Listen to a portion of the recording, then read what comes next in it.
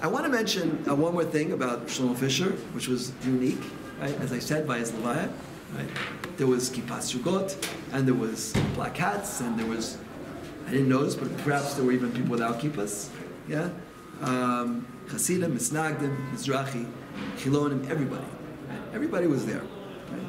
And the reason for that was because he did not care at all about things which people really care about the type of kippah or this. He once told me, and I'm not going to say what he said because they said at the Levaya, you're not allowed to say anything he said without asking permission first from the family. So I'm hoping to ask permission because I want to write a couple things down. Right? But he said a certain group is very mezalzelin, he said they have a much greater chance for Aliyah B'Torah than other people. Right? In other words, he didn't care about any camps. He didn't care about any groups. He didn't care about politics. There's only one thing that mattered for Shlomo Fisher was Torah. If you were into Torah, and into Torah meant that Torah was your whole life, then you're in his camp. If Torah wasn't your whole life, then you're not in his camp. This I believe I can say, because he was just quoting the Chazon Ish, his Rebbe, the Chazon Ish. He told me once the Chazon Ish was a Tana cotton.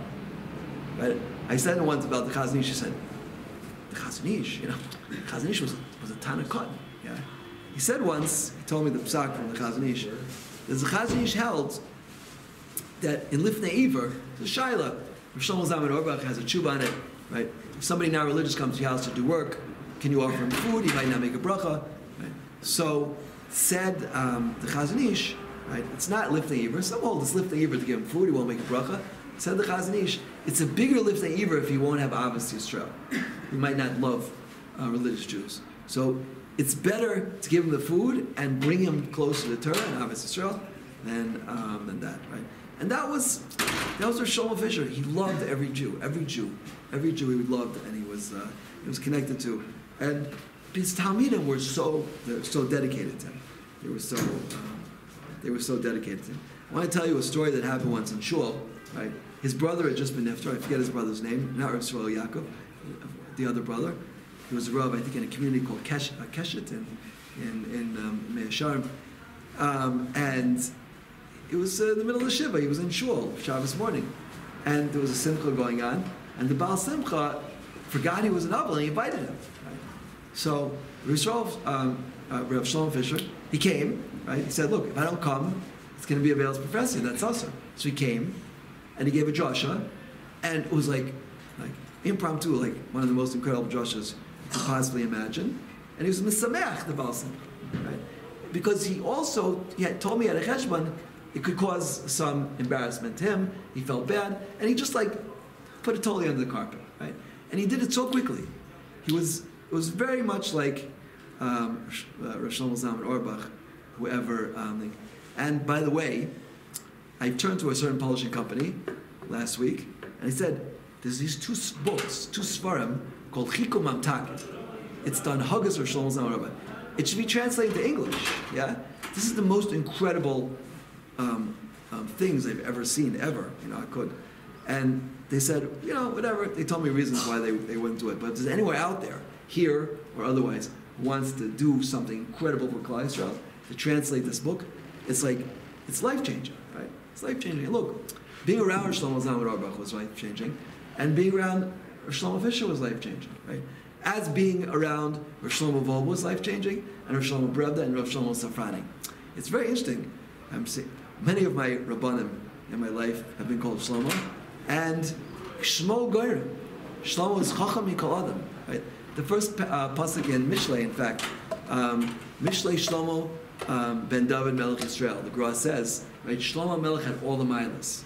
He was ben David, which was Yirah Shemayim. Mishlei Shlomo ben David Melech, right? Carried the Sefer Torah, Melech Yisrael, and Shlomo was the Chacham Mikol Adam. Yeah, and Chachma, right? If you see Shlomo in a dream, right? It's Chachma. So he had all of the milas. But Shlomo Gorim, all of my Rebbeim, Rav Shlomo Brevda, Rav Shlomo Volba, Rav Shlomo Fisher, right? Rav Shlomo Zalman Auerbach, and now Lahabdil, Rav Shlomo Safrani, incredible Chachamim, not just in Torah, but in Bein Am L'Chavero. All five of them, all five of them used their Chachma for their Bein Am L'Chavero. Right? The Geonis in Bein Am in Torah, they put it into their Bein Am L'Chavero, and therefore Rav Fisher could like pass in a shayla in 1 second. I'm going to Kiddush. It fails per hesia. It might insult the person, right? He went through the whole cheshbon, extremely, extremely quickly. L'maisa, as I said, it's a tremendous, tremendous loss for Klal Yisrael. We should learn, especially from this point, right? A lot of people in Torah, they put koichas in this, and Rav David Kohen told me, he said, right? It says before Mashiach comes, how you nitzel from Chel Mashiach, the Gemara and everything says, right? L'saskus b'torah g'los chosadim. L'saskus means like total, being given totally over. So Rav David Kohen told me, he said, a lot of people are giving over the Torah today, Baruch Hashem. But what about Gemilas Chosadim? He said, Gemilas Chosadim is caring about other people. That's his askus, right? Because it's 24/7, it doesn't stop. A person can do a chesed here, but someone like Shlomo Fisher, he was on a constant outlook how to make other people happy and how to build them, right? How to build them.